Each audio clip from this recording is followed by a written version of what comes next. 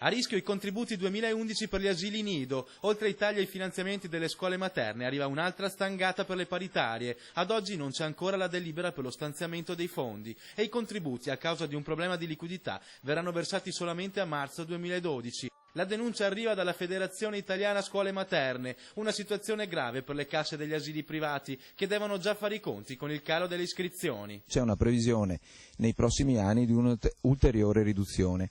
Questo significa che se non cambierà la rotta probabilmente dovremo aumentare le tariffe per le famiglie. E l'aumento delle rette potrebbe portare alcuni genitori a dover rinunciare al servizio e questa situazione potrebbe mettere a rischio il posto di lavoro di molti dipendenti. 9.600 persone occupate, prevalentemente donne, nelle scuole d'infanzia e nei nidi FISM della regione del Veneto.